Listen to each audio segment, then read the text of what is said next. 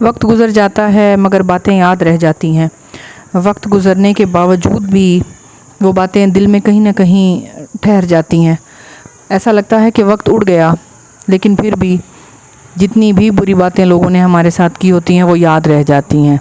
آپ کبھی کبھار اتنے ٹاکسک ہو جاتے ہیں کہ دوسرے لوگوں کو بہت کچھ کہہ دیتے ہیں، اور آپ کو لگتا ہے کہ ہم بعد میں سوری کر لیں گے، اور غصہ جو ہے ہمارا وقتی تھا، بس ہم نے غصہ کیا، ہم غصے کے موڈ میں تھے۔ بتانے کی بات یہ بھی ہے کہ غصے میں انسان ہمیشہ اصلیت بیان کرتا ہے۔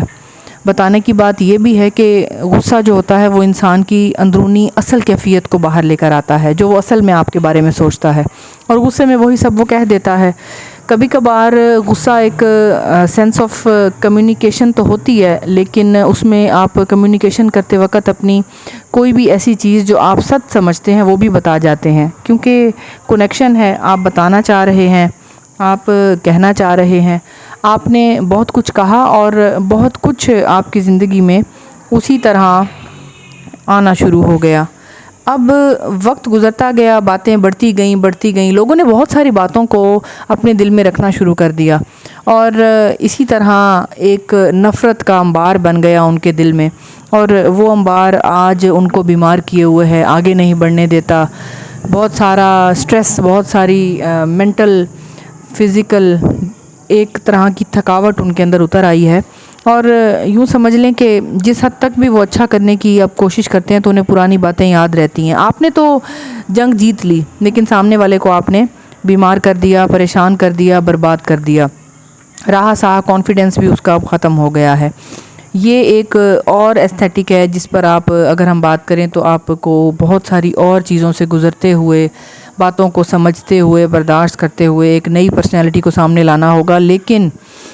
برداشت کی بھی کوئی حد ہوتی ہے۔ تو پرانی جتنی بھی یادیں آپ کے دل میں ہیں، اگر آپ اوور کم کر گئے تو آپ جیت گئے، لیکن اگر نہ کر سکے تو آپ بیمار ہو گئے نا۔ تو سامنے والے نے تو آپ کو بیمار کرنے میں کوئی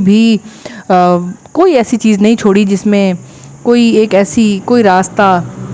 کوئی ایسی سینس جس میں کہیں لگتا کہ نہیں چلیں کوئی بات نہیں، معاف کیا جا سکتا ہے۔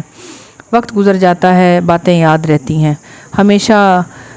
وقت جو ہوتا ہے وہ مرہم سمجھا گیا ہے، لیکن یہ کیسا مرہم ہے جو اتنی ساری زخموں کے لیے صرف ایک تھوڑا سا مرہم؟ ایسا نہیں ہوتا، زخم بہت زیادہ ہیں، وقت بہت کم ہے، وقت بہت زیادہ گزر گیا ہے، بہت زیادہ پریشانیاں، بہت ساری سوچیں انسان کو سوائے پچھتاوے کے کچھ بھی نہیں دیتی۔ آپ سامنے والی زندگی کے کسی بھی طرح انسان کے اتنے بھی حقدار نہیں کہ آپ اس کو بہت کچھ کہنا شروع کر دیں۔ آپ کو پتہ چلنا چاہیے کہ زندگی خوبصورت ہے اور اسے خوبصورتی سے گزارنا ہے، نہ کہ آپ لوگوں کی بھی یادیں خراب کریں اور اپنے لیے بھی مشکلات پیدا کریں۔